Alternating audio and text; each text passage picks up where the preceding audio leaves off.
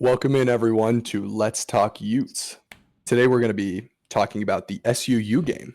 First game week of the season. I think everyone is really excited. Let's jump right into it. First off, we're going to review fall camp. Landon, what are your thoughts on, fall camp or the depth chart that was released? Man, looking at the depth chart, there's not a ton of surprises, and I think the surprises are positive ones. Like, we've been hearing the buzz about Isaac Wilson out of fall camp, and just seeing him at QB2 almost feels surreal. Like, when's the last time as Utah fans that a true freshman has been this good this quickly in the quarterback room? I forgot the exact stat you were telling me, Tanner, but I think, what was it, the past 5 years maybe, we haven't had a player we've recruited out of high school play at quarterback. Yeah, outside of Nate 6 Johnson. years. Yeah, Which outside of is Nate Johnson was the only one. Yeah, which is insane. So to me, that's the main takeaway. I love to see Isaac Wilson at QB2 right there. With Nate Johnson being recruited to play wide receiver in the long run, truthfully. The devious plan. Yeah, it does seem like it is pretty impressive. The coaching staff has shown that in the past, they're not going to fall for, the hype or the star rating. They're going to go by who runs the offense the best and who they trust to score the most points and not turn the ball over. So the fact that Isaac Wilson has already gained their trust that quickly, especially over someone who's in, third year in the program like Brandon Rose, I think that's extremely impressive to me. I think that does highlight how good Isaac is and not how disappointing Rose has been. Obviously, Rose coming in as a 4-star, not seeing the field at all for the last 3 years is a little concerning for that end. With Isaac coming in and taking the reins as the 2, it's just really impressive for Isaac to how good he has been so fast. Yeah, no, I completely agree, and I think on the defensive side, as far as the depth chart goes, I'm really excited to see that Alakai Gilman is taking over the strong safety spot. I think that's huge for the defense, and I also really like what I see with Teo Johnson and Nate Ritchie being interchangeable at that free safety spot. I'm really excited for what Scally's got as far as the different looks he's developing this year.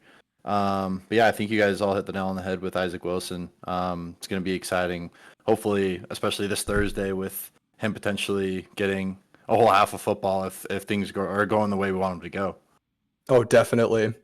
Yeah, I think you're right on with safety. I'm really impressed by Teo Johnson because obviously last year he was recruited as a receiver and then he switched over to nickelback, played really well last year, I thought, and now switching over to strong safety. Or free safety, sorry. I think that's really impressive. Just shows his versatility and I think how highly the coaching staff thinks of him. 100%. Yeah, go ahead. I was going to say, kind of piggybacking off that, having the oar for Nate Ritchie, it's interesting to see that. Teo, the one thing probably that he has that is holding him back is his size. Ritchie's not much bigger, but he does bring a little bit bigger of a free safety that I know Utah loves, the hard-hitting free safeties. And what I've heard about Nate Ritchie, the positives is he has a little bit of Cole Bishop in him. That's high praise. Who knows if that's even what's going on, if that's true. But if that's the case, having an interchangeable guy that kind of has some of the tendencies that Cole Bishop might have is very valuable. One thing that I like, just looking across this entire depth chart, look at the games played for these guys. We have so many guys over 30. The experience on this team is just insane. Yeah, that's fantastic. I think that having a team that, has played games is not going to be wowed by the moment really will allow them to hit the ground running, I think. Something else that was interesting to me as far as the depth chart goes was John Randall Jr. moving to cornerback and already being on the 2 deep. I thought that was extremely impressive. Okay. Obviously a 4-star running back. He's a redshirt freshman this year. Just moved to cornerback, I think, in fall camp because he wasn't really making a huge impact in the running back room, but obviously has the athleticism and the tools to be a corner. And as many people know, Cameron Calhoun, as confirmed by Coach Whittingham in his interview today, is injured. So technically, if Vaughn goes down with an injury, John Randall Jr. is next up in that slot. He could potentially be in line for some playing time this year. I will say with Calhoun, one thing that's really encouraging is apparently he should be back getting into the swing of things in about a week. And Witt said that he expects him to play a lot of snaps this season, which is really encouraging to me. That is encouraging for sure. He has so much talent. Well, talking about, go ahead, Landon. I think another thing, are you guys done talking about cornerbacks? I was going to bring up just kind of like a change of position situation that comes with Jonathan Hall. I mean, going to stud linebacker, it's kind of jumping off the John Randall thing. Yeah. Or like how John Randall changed the position. Another person of notice is Jonathan Hall. But yeah, I feel like what I've heard from kind of reading the interviews, it's not that he was going to be like a bad safety or a bad DB or anything. He kind of just grew out of it. His body developed more, like a little bigger, more muscle. He had more of a linebacker build. And so I feel like that honestly could suit him really well. That's what Witt was saying in his interview today. Mm-hmm. Yeah, something else that I think is really encouraging is the lack of injuries. Coach Whittingham said injuries were down 70% in this fall camp compared to, the nightmare season of last year. No, it's honestly so big because, as everybody knows who watched a single snap of Utah football, it affected us from literally the first snap of the 2023 season onwards, and it just got exponentially worse. And by the Northwestern Bowl game, I mean, we were just not even the same team as we were expected to come into the 2023 season with. So the fact that he's given certain guys breaks too. He said in his interview today that he's been giving Keithy, specifically named Keithy, breaks. He doesn't want to overdo it with him. He's done the same with Cam, and so he's just making sure he's looking out for the injured guys that have been working on making a return this year. So the fact that we're coming in at pretty much full strength is honestly huge. Yeah, I mean, that's always so nice when you can get through fall camp without any major injuries. Another interesting thing I saw about the depth chart, more of a minor note, but Rayshon Glover at punt returner. I don't recall hearing about this guy until I saw him on the depth chart at punt returner. But since then, I've gone and watched some of his high school tape. And dude, he could be a legit weapon for us this year. He's got some serious speed. Yeah, he's in the classic mold of punt returner that I think Utah likes. A little bit smaller, a little like very, very shifty and fast, kind of in the Cubby mold, only 5'8", 175. Yeah. I mean, as their games played, he was someone that I had to do the same thing, Landon. I think we were watching a little bit of it together. Yeah. Some of his elusiveness, again, it's high school tape. He was a junior, so he's definitely grown. He's probably has improved since then greatly, especially being a sophomore with a year under his belt here at Utah. He looks like he could be a stud at a punt returner for us, a good weapon in that room. Yeah, I mean, touching on the running back room, no huge surprises, but it's nice to see Mike Mitchell officially on the depth chart here because I think he's someone that Utah's going to need this season. To me, it really seems like they're pushing Mike Mitchell to take over as RB1. Obviously, they're not going to hand anyone anything at Utah. That's not how they do it. But it really seems like they're giving him every single chance to be able to, try to take over that spot because he is the type of running back that Utah likes. A little bit bigger, but still can move. Yeah. Just looking at the physicals they have listed right here, it does seem, I heard that Micah Bernard put on some weight, and that does seem to be true. I mean, I would not have said that he's only 5 pounds lighter than Mike Mitchell. Mike Mitchell, if I remember correctly, is a pretty big dude.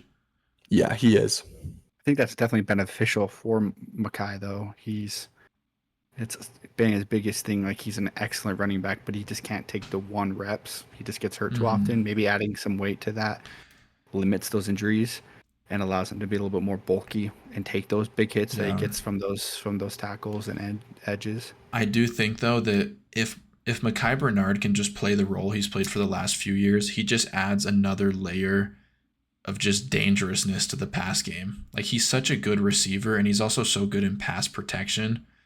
I don't know, even if he's just exactly who he always has been, he's a huge asset to the team. Absolutely. He was one of the biggest misses last year. Having Mackay probably changes a few possessions, at least maybe in a few games last year for Utah. No, I totally agree. I think last year, something that I noticed just looking back on 2023 was just the lack of physicality in the running back room. And part of that was due to Bryson Barnes and just kind of the miscommunications with the offensive line that, along with everything else that went wrong in 2023, the offensive line struggled for a multitude of reasons. But I feel like we were really missing that physicality that Utah backs usually, are able to maintain. And I think this year is when we'll really get that edge back. One of the general things for fall camp as far as themes go that I think Utah fans are, pretty surprised when they heard this is that the offense has been winning a lot of the scrimmages. Which is crazy. Usually what we're used to hearing is, offense starting slow, they'll get into it. Defense dominated today. Defense, looks fired up. They look good. But this year was kind of the opposite, where the offense was, I wouldn't say dominating, but definitely I think had the upper hand throughout most of the scrimmages. Well, it's like I remember hearing that like Caleb Lohner scored 3 touchdowns. When's the last time that you're hearing that like, oh, this guy scored 3 touchdowns? He looked unstoppable. Yeah, but say bringing up Caleb Lohner, just looking at those measurements is insane. 6'8", 235. That's what you get from a basketball recruit coming in playing a tight end for you. It's what everyone's wishing LeBron's done in his career. Seriously. For fun. No, I think I recall an interview with Mekhi Bernard, and he was talking about how the fact that the defense has been, so good and the offense has been so good. They come every practice, day to day, just wanting to get the upper hand on each other. And I feel like at Utah, like Tanner mentioned, it's usually the defense that's dominant and the offense lags behind a little bit. And I feel like that trend's starting to change, and I think that's a super favorable trend for us because that allows our offense to shine, but also allows our defense to play a real threatening squad. And I feel like I feel like Utah has one of, if not the best offense in the Big 12 heading into the 2024 season, and the fact that our defense gets to match up against them every practice, every scrimmage is honestly huge from a developmental perspective. Yeah, I totally agree. I will say this is maybe a little bit of a stretch. It makes me feel better about our offensive line if they're holding their own or succeeding against our defensive line, because we know how good the D-line is. And so, like, if every play just isn't getting blown up, that is a very positive sign to me. Yeah, I do wonder how it looks in like a live scenario, because obviously they're not going to be hitting Cam Rising. You'd probably be kicked off the team if you tackled Cam Rising. So yeah, I will say that for the defensive line. For sure. The same thing with Keithy. It's like the spring game. Like Keithy looked unstoppable because he can't get hit. Yeah. But I do think talking about like that defensive line, bringing up kind of piggybacking off of Landon's take, just remembering that Tonavas is just a true sophomore. That's insane to me. Yeah. Last year coming as a true freshman and doing what he did was impressive. I cannot wait to see what he does this year, especially as probably that key number 1 defensive tackle taking over for somebody like Junior Tafuna, who hasn't really separated himself in that room yet. Yeah, that does remind me of one more point to make. No seniors on the offensive line. It's like this group could really grow together, I think. Yeah. They have a 2-year runway with this exact group, and I think that could be pretty impressive.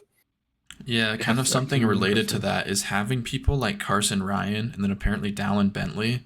They can help out with the blocking duties a lot. Like, Utah's going to be running a tight end with most sets. And someone like Carson Ryan is such a good blocker. He's almost like an extra lineman out there. Do you guys know, just out of curiosity, it just kind of caught my eye, what the star is next to that player's name? Is that like if they transferred in? They have the key there at the right, which includes games played at previous school. So it's not games played for Utah. Like Dorian Singer has 0 for Utah, but he shows 29. It is. Yeah, there it is. I didn't see that. Thank you. It means they're going to be an All-American. That's what the star means. Perfect. Hey, look, Carson Ryan, Cam Calhoun, big. I think that's an interesting thing, though. Carson Ryan coming in as a pretty big transfer for us this coming year, and Dallin Bentley getting the start over him as the wide tight end. Yeah, it's impressive to see that Bentley kind of showing out. I think all the tight ends will play a lot. Agreed. 100% agreed. Okay. Any final thoughts on fall camp, or should we move on to the SUU preview? I think we can move on. Okay. Let's move on to the SUU preview. Obviously, we're not going to go, as the line is 37.5, and this is an FCS game that Utah's not going to lose. We're not going to go super deep, I don't think, into, the position battles or anything like that, because Utah I mean, it's not interesting to say Utah has the advantage every single time. Mhm. What are your initial thoughts on this game? And do you like kind of starting with an FCS team rather than, Florida for the last 2 years? Yeah, I can go first on this. Personally, I love starting with an FCS team. With a team as experienced as we have, I'd be a little more prone to start with the Florida. But even then, you just bring so much into play with week one. You never know how it's going to look for sure, which is just, it's really tough to sometimes take on that risk in the first week of the season. But I will say, when I watch a team, like when we're playing SUU, I'm more looking for things, just like general trends with our team, like who's getting targets, what does the play call look like, and so that's the kind of stuff I'm going to be looking at against SUU. Yeah, for me, Yeah. go ahead, Connor. Yeah, I think just it'll be interesting because I feel like it'll be the first time since actually watching this team. I guess this variation of the team since late 2022. So yeah, just getting the guys back in the groove. Obviously, I think the biggest name is going to be Cam. Watching him throw, seeing how he is physically. If he runs at all, I doubt it against SU especially. But yeah, I mean, I'd like to see some of the injury prone guys get touches. Micah Pittman's one guy that I would really like to see get touches this game. Brant Keithy, obviously, Carson Ryan coming off an injury in I think summer. So just some of the injured guys, I really want to see, get some touches, and I just obviously would like to blow the top off of the stadium, score 80 points if we could, just to see what the offense can actually do, and I think the defense could pitch a shutout. I think we're that good, but yeah, I don't know. I wanted to see some explosiveness, and then most of all, just some touches from some of the injured guys from last year. Yeah, kind of going off what you both have said. I mean, to answer Tanner's question, I do think starting with the FCS team is what this team needs. I mean, starting with the Florida with Cam coming back the first week, I mean, being injured all last year and giving him a game like that would be difficult to see. I mean, obviously, I'm confident that we would be able to be successful. But having Cam come in, probably playing a quarter to a half of this game, kind of taking that rust off against a lesser opponent. I mean, SUU, they're an SCS school, like we've talked about.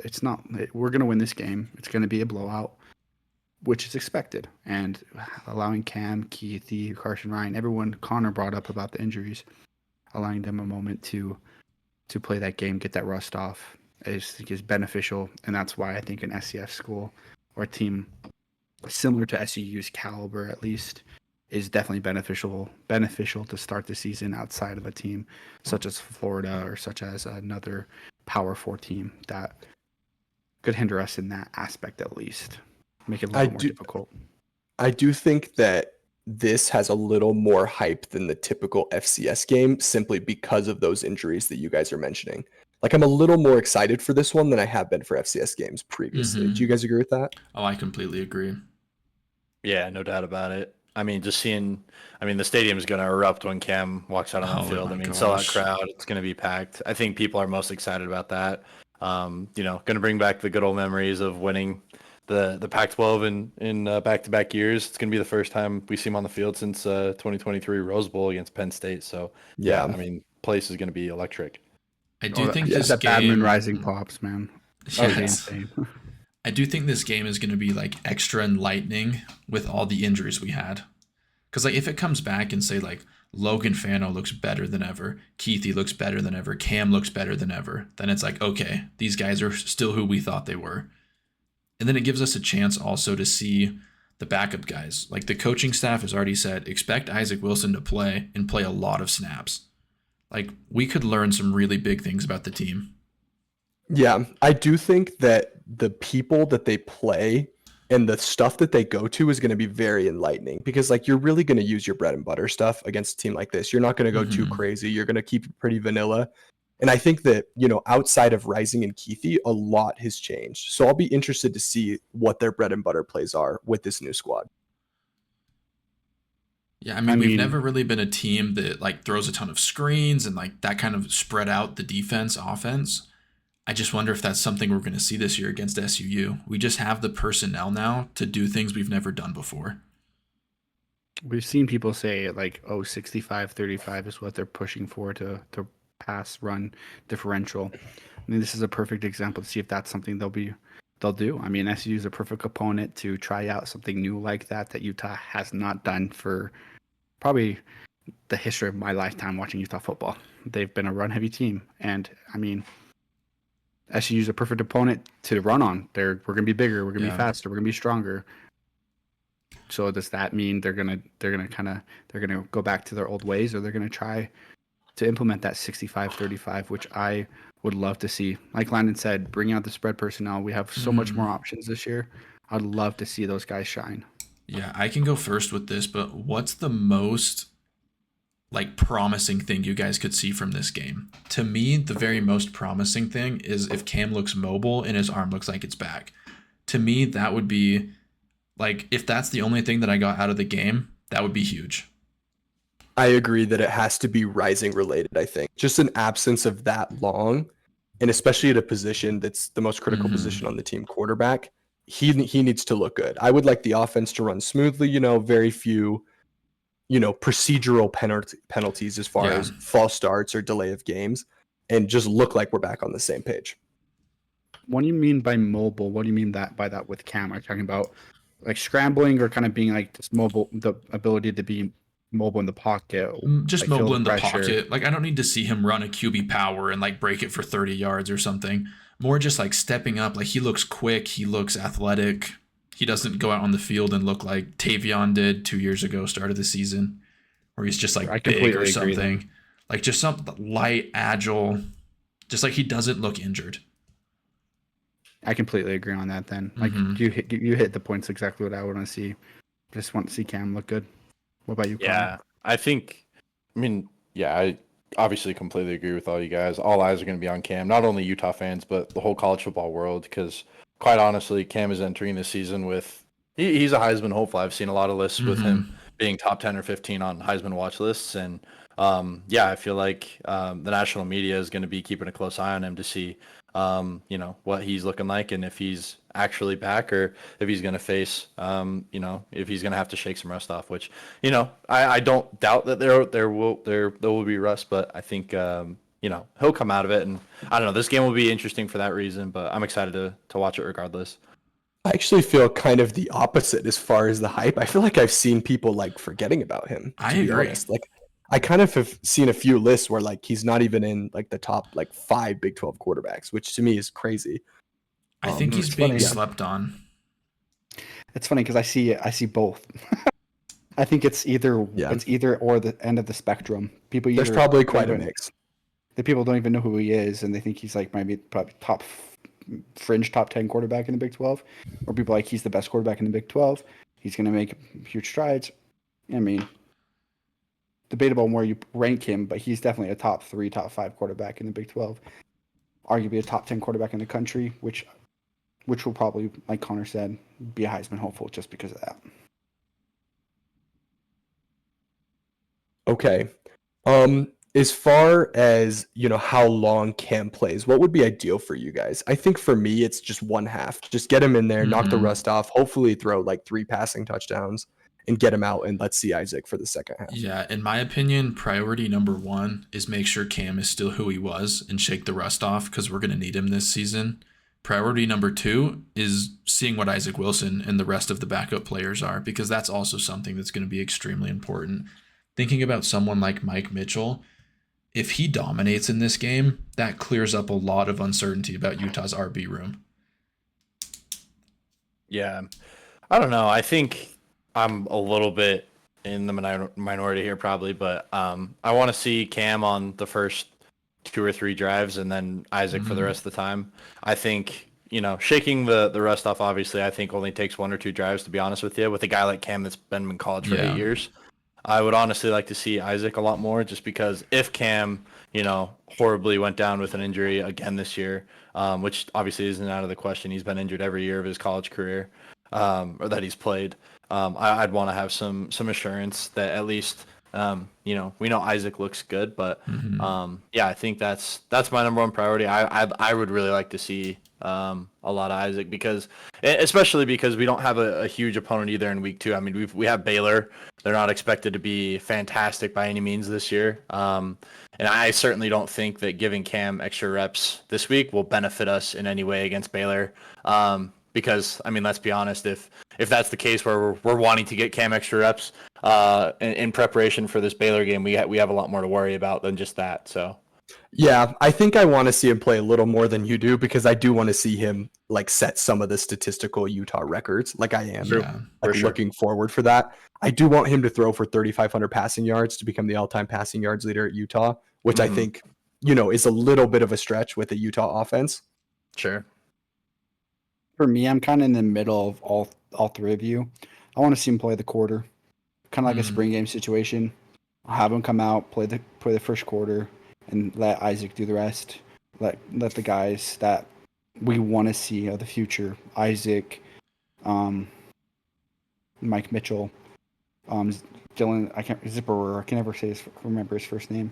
Some of those guys that are younger, love to see them get the field and kind of make a name for themselves for the Utah fandoms that maybe not are as invested as some others like us four.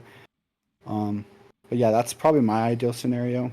Cam goes 7 for 9, 150 yards, 2-3 touchdowns.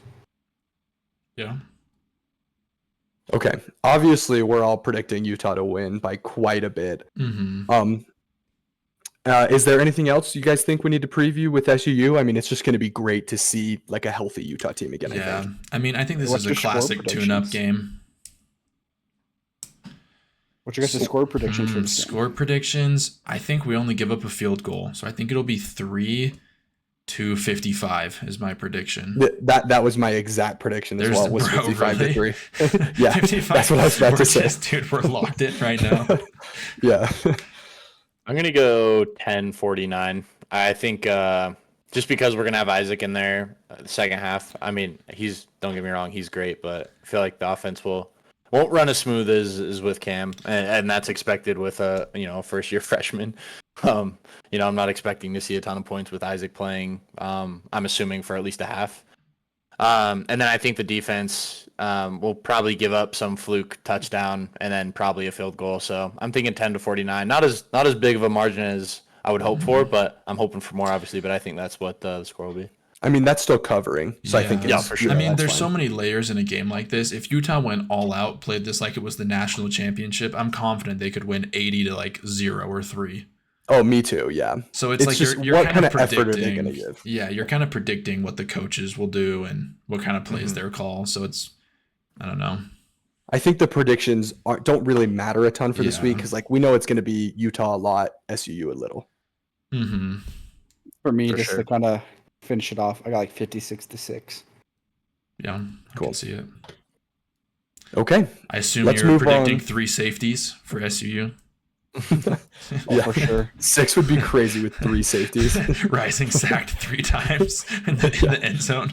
That would Probably actually one- be concerning for like our That future would if be we give so- up 3 safeties. 1 early field goal and 1 late field goal. Yeah. Yeah. Okay, let's move on to the lock of the week. So in this section, we are going to give our takes of the week, and we're going to rate them, out of 10. So Landon, let's talk about yours. Yeah, I Isaac can- Wilson over 1.5 TDs. Yeah, I can explain my take first. So the coaching staff has already said they're looking to get Isaac quite a few reps in this game. And to me, that sounds like, okay, he's going to come in and he's not just going to hand it off. We actually want to see what he can do passing. And I just think that our receiving talent is such an outlier over what SUU can do in coverage. I think he's scoring at least 2 TDs. I think he's honestly going to get that probably in the first quarter that he plays. And I didn't even specify like passing TDs, so he could run one in and that would still count for this. So I don't think it's the hottest take ever, but it would definitely be nice to see. But what do you guys think about it? Yeah, give I it don't about think like it's lukewarm. I give it about like a 7 out of 10, like on the hot scale. I mean, it's definitely doable, but it's definitely like there's a chance that what if Cam plays the whole quarter and they kind of slow it down? Yeah, I'll give it a 6 for that same reason. Like what if they just want to get Cam back into it and give him a lot of reps? And also what if it's just, we get down to the 5-yard line and we just run 3 straight times? That's And true. it's not That's one something of to his. think of for sure. Mhm. But I mean, I would love to see it. I'm definitely rooting for 2 Isaac Wilson TDs. Yeah, I think the run game could factor, especially if we get down to the red zone and it's not by explosiveness. I could see us just running it up the gut. I honestly think it's a 4 out of 10. I think it's pretty likely, especially if Isaac has a whole half to cook with the offense. I think it's honestly pretty dang likely, especially with the weapons we have wide out. I agree with Yeah, you. Isaac Wilson takes shots too. Like he throws Mhm. down the field. Like he's more trigger happy than I think a quarterback we've had in a while. Agreed. He's almost like Huntley in that way, where Huntley would just huck it down there. I like, if we're gonna grade ourselves, I would also put it a 4 out of 10.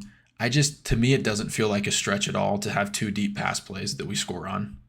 And like maybe even it's not that deep. Like we call goal line passes all the time for someone like Keithy or those play action passes. Oh, dude, Isaac with that classic like play action bootleg we do would just be art. That's beautiful. Yes, that would be so good. I am so doubt. excited to see that, dude. So Yeah, average is he's around one of like my- a 5 or yeah. 6 for kind of what we Probably predicted. like a 5. Yeah. Let's hope he has the whole playbook. I'm just so Jeez. excited to watch Isaac Wilson. Like I really think that we're seeing a glimpse of the future here. Agreed. I think so as well.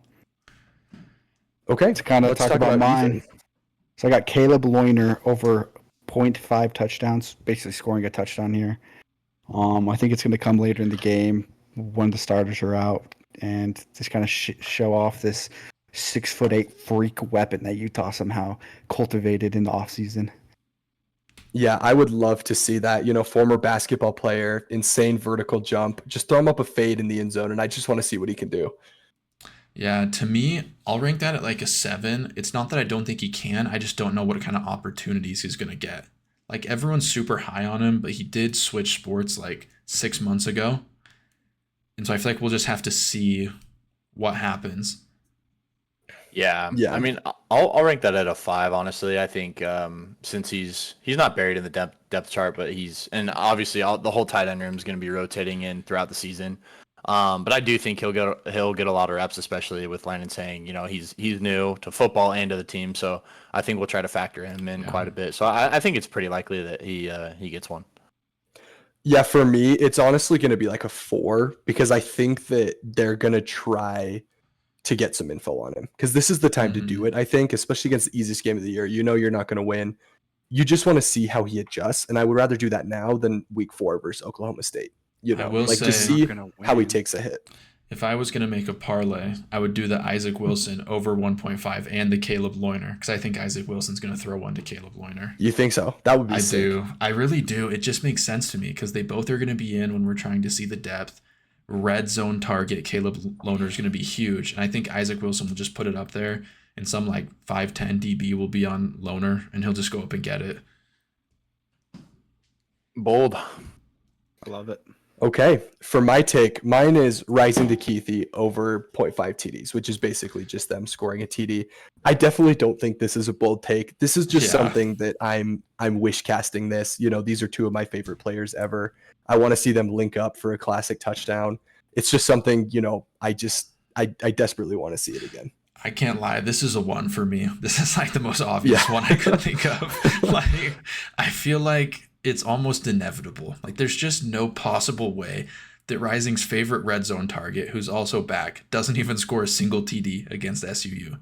Just seems obvious. For me, this is a 1 for me as well, just because not only is he a red zone target, but I mean, you guys saw in 2021 where he broke loose against Oregon multiple times just down the middle of the field. He broke like 5 different tackles. That clip is like burned into my brain, but I feel like just even if he catches the ball at like the 30-yard line on our side of the field, him finding the end zone wouldn't be that unrealistic just because he's a straight athlete. So definitely a very cold take for me. For me, this is in the name of the segment, the lock of the week. This is the lock of the week. I think this is definitely a 1 out of 10. I mean, it's one of those things where if you're a betting man and this has you want to put $1 down and get 50 cents back. Yeah, this for me, I'm sure I'll have hotter takes as the weeks go by, but this is just something I want to see, No, for sure. And I mean, the name of the segment, lock of the week, we got to have one. These are the And I think locks, this is dude. Exactly. This is definitely that lock Okay. this week. Let's talk about Connors now. Yeah, mine. I've got the boys getting over 4.5 team sacks. Um, I don't know, man. I think just SUU's offensive line just will not be able to handle our front seven. It's just a complete mismatch. Especially with Logan Fano coming back from, I think he was injured in the Oregon State game last year. He's also been hungry. I think Connor O'Toole, especially, also injured last year. I think both those guys are going to be super hungry coming off the edge. Van Fillinger is another guy coming back. I've heard some great things about him. And then obviously our whole front seven as a unit: Lander Barton, Crane Reed. I know we like to factor in some corner blitzes, so I don't think this is too crazy. But this is something. I know it's a little bit more hopeful. 4.5 sacks is a little bit lofty, but I don't know. I think our guys are just going to be hungry, and obviously we're playing a very inferior offensive line. Yeah, to me, honestly, This one for me, you got it, Landon. oh, I would give it like a 5. I was gonna go a little bit less likely because over 4.5 sacks is a lot. But then just kind of watching that footage from the 2022 game of SUU, dude, Scally was bringing the house. We had like 7 sacks that game. And so just thinking about that, it might be more likely than just looking at the number and how good our defensive line is. So that's like a 5 for me. Yeah, I think for me, this is actually the hottest take of the day, I think, because I think SUU will know that their offensive line can't match up with Utah's defensive line. So they're going to scheme things, like run plays, quick passes.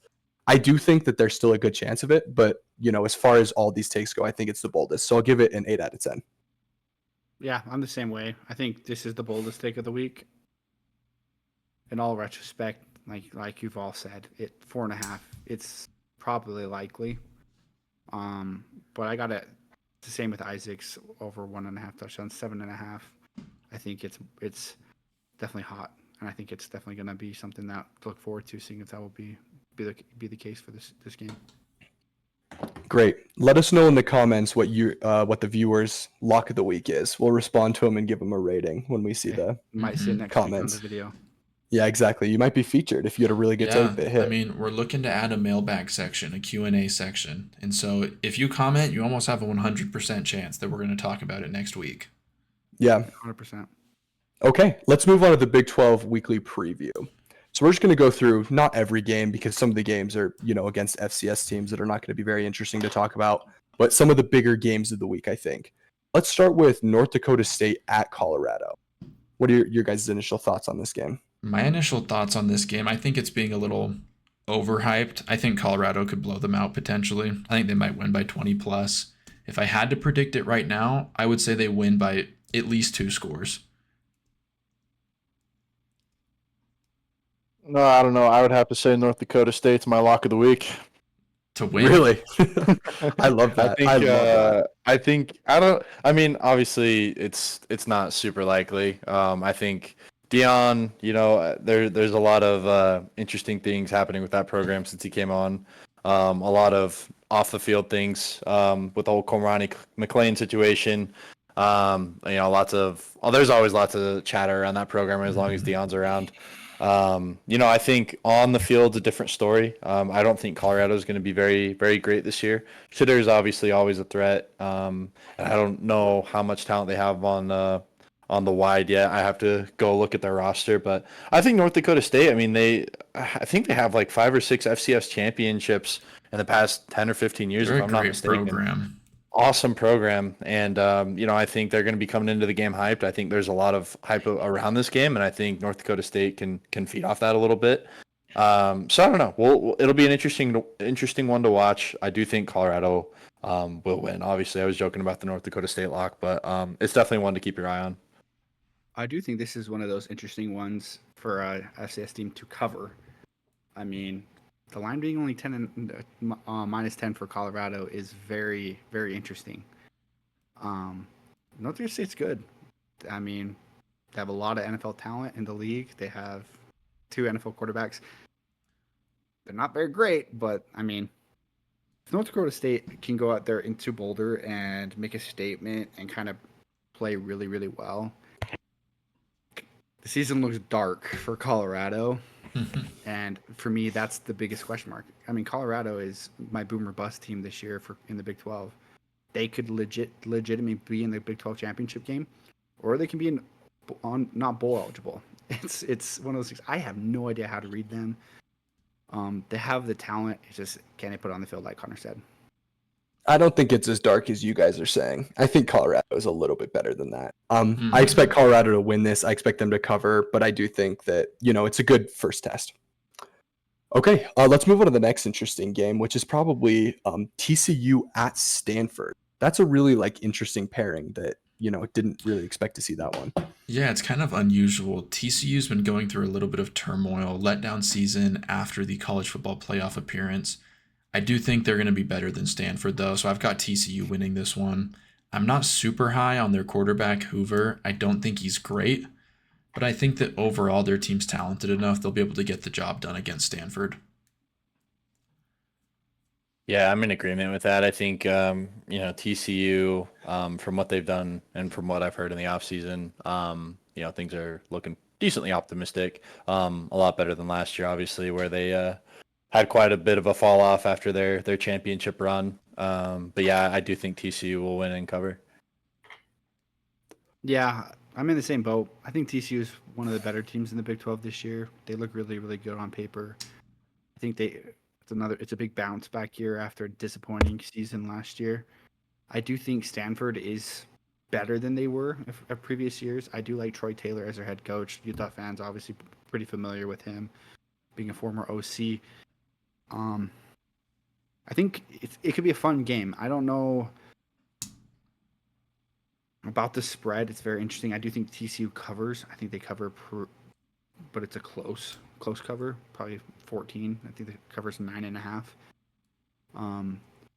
But I think it'll be a fun game to keep your eye on to watch. A 9:30 p.m. game is always fun. Pac-12 after dark. Yes, sir.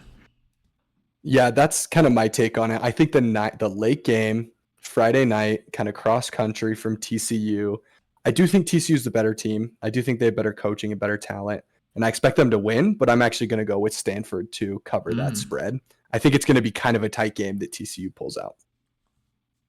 Okay, let's move on. Probably the Big 12 game of the week is Penn State at West Virginia. Obviously, this is the return trip of the home and home. West Virginia traveled to Penn State last year. This year, I think people expect it to maybe be a little closer. What is your guys' read on this game? I do think it will be more competitive, but I still like Penn State here. You can talk about Drew Aller, say, oh, he's not very great. I don't think Garrett Green for West Virginia is very great either. And I just think Penn State's overall more talented. They also got Kansas's offensive coordinator, which to me feels like it can only be an improvement over what they've been doing the past few seasons. Well, here's something kind of crazy with Penn State. Their overall offensive ranks are actually pretty dang good. Like, they're a top 10 offense. They just play horrible against every team that's good, and they blow out every bad team. Like, they seriously win by 70 points against every G5 or FCS team they play. And they stomped every team but the good teams. Yes, as soon as they play a good team, they can't break 20 points. It's just crazy. So hopefully that's something that can be fixed.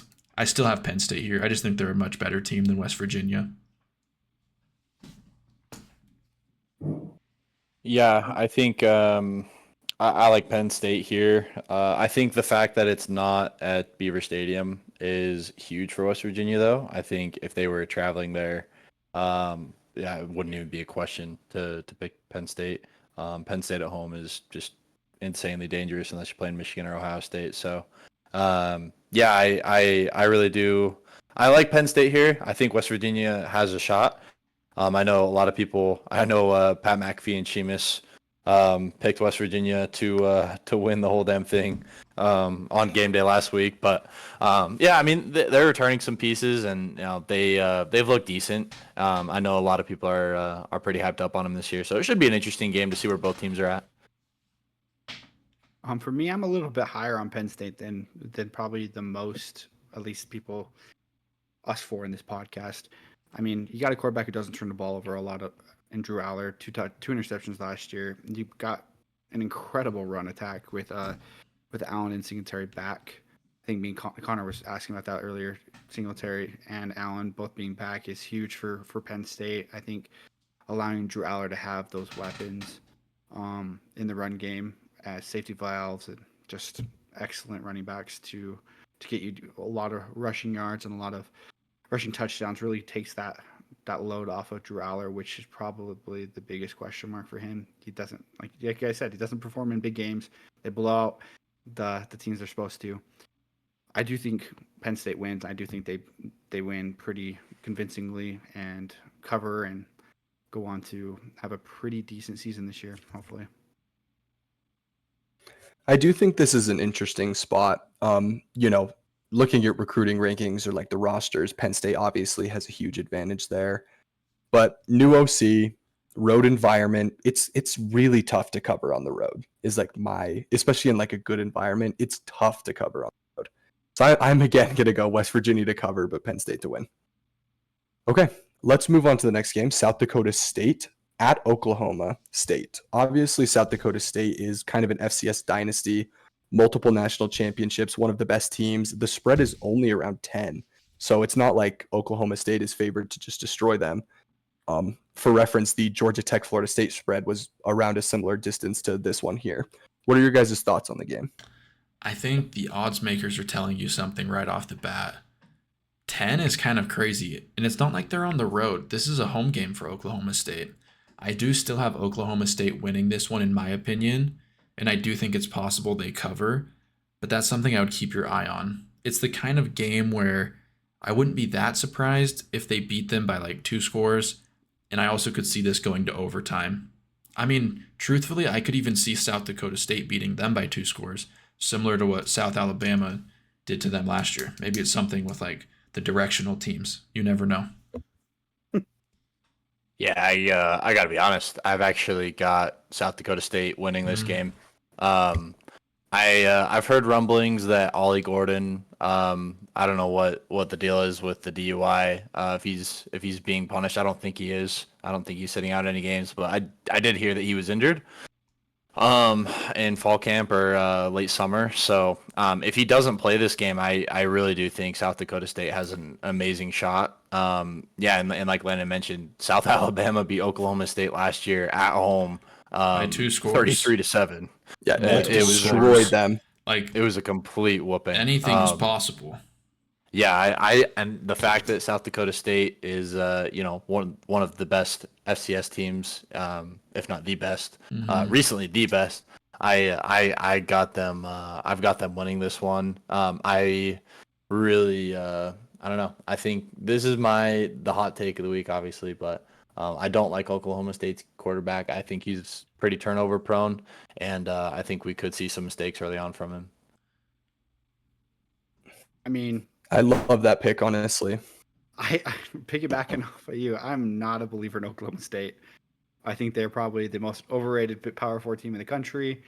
We've gone on lengths on this discussion. I don't know if I really want to get into it again, but I think South Dakota State is a team that can score some freaking points. And with Oklahoma State's defense, they're not gonna be slowing them down at all. I mean, they have their starting quarterback coming back in Mark Gronowski. Led the team to multiple 40-plus point games. I think more than half their games last year they scored 45-plus points. He doesn't turn the ball over. They're gonna pass all over Oklahoma State. The middle linebackers are gonna have a hard time. Oklahoma State does have a good offense. They can definitely probably score a lot of points on South Dakota State also, but I don't think they have what it takes to take out the Jackrabbits, and Oklahoma State's going to lose this game and obviously not cover with a 10-point spread. I think for me, it all comes down to whether South Dakota State can stop the run. Because I think if they can stop the run, they can make it a shootout. And I don't think Oklahoma State is really built for shootouts. I'm not sure how much I believe in Alan Bowman to really, put a team on his back and score some points when they have to. So for me, it's really, can South Dakota State, their inferior talent, hold up to Oklahoma State's kind of veteran offensive line? I am going to go with Oklahoma State, but I do think it's quite a good game. Okay, let's move on to the next game of the week. Do we want to talk about UNLV Houston, or do we want to move on to Wyoming Arizona State? I think we can move on, honestly. I don't have Yeah, any like I deep say we move on insights as about well. UNLV or Houston in this game. Yeah. Okay. Wyoming Arizona State is interesting because I feel like it's a really good chance for both programs to start their season off well. I think Arizona State, if I was Kenny Dillingham, this is one I would really be circling because I think an opening win could get some momentum going with a talented roster. Yeah, I mean, Wyoming they're good, dude. Like they beat Texas Tech last year. They've had some good seasons. This is not just some random G5 team. This is a good program. And so with that, I am going to predict Arizona State to win at home. It feels like Wyoming has been a lot more dangerous when they've been at home. I think it will be a pretty good game, though. Yeah, I think if I'm not mistaken, I think Arizona State got scared pretty bad by SUU either last year or the year before that in an early preseason bout. I like Arizona State here. I think hopefully Kenny Dillingham starts turning a corner. I really like him as a head coach and a guy. Really respect him, and hopefully he can start putting the pieces together. I know that program's been absolutely through the grinder, but I think hopefully I predict them to pull off a win against Wyoming, and I think it would start to build a decent resume for Arizona State to kick off the season. One thing I can say, I have 2 words: Cam Skeetaboo. Scataboo. Scataboo. Scataboo, Skeetaboo, same thing. I freaking love. Even though I can't say his name, I freaking love this man. Watching him against USC last year, just was incredible. He just what he does on the field is so much fun to watch. I don't know much about about either team. Arizona State's probably one of those teams where I'm just like, why do I care much about him right now? Because they've been so bad. It's been hard to really get myself to dive into them, and then obviously I know little to anything about Wyoming, but Scataboo's the reason I'm probably going to be turning into this game. Can't really miss anything with that guy. He's electric. So I have Arizona winning, and just because of him. Yeah, I think Arizona State, while not going to be a great team this year, I think is a slightly underrated. They do have some talent there, and I do believe in Kenny Dillingham as a coach. So I'm going to go with an opening win over Wyoming for them. I think it'll be a pretty close game, but I'm going to go for an opening win. Okay, any final thoughts before we conclude this podcast, boys? Football is back. Southern Illinois is probably going to win this week. They look really good.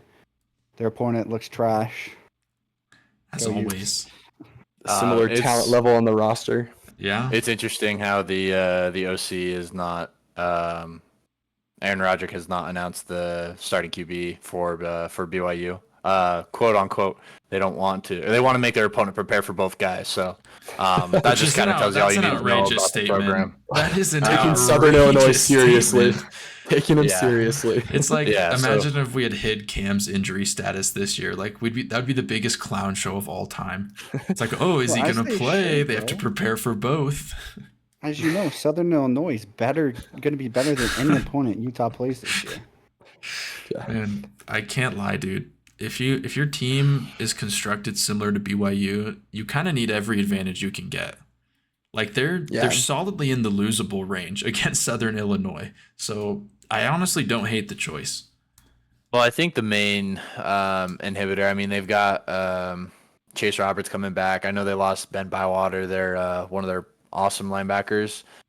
Those two were kind of the standouts as far as talents go on that team. And I really don't like what I saw out of Bohannon, and I like even less what I see out of Retzlaff. I don't think BYU has a way to go as far as QB goes. No, they don't. And offensive line has usually been one of BYU's strengths. In past years, I don't think it will be this year. Their defense is always suspect. I mean, we'll see. It should be a close one. Should be an entertaining game. It's at home, so I do give BYU the edge probably. But like I said, I mean, if they're hiding their QBs, that kind of tells you they're already kind of in meltdown mode. So we'll see what happens. Yeah, they had a bad QB and offensive line last year, and they lost their best QB and best offensive lineman. And they're the least talented Power 4 team by recruiting rankings. It's pretty dark out there. Okay. Thank you all for watching. We're going to do these episodes every single week. Let us know anything in the comments that you would like to see. Tell us how stupid we are for our takes. Tell us what your lock of the week is. We'll respond to you. We'll feature you on an episode. And go Utes. Go Utes, baby. Utes.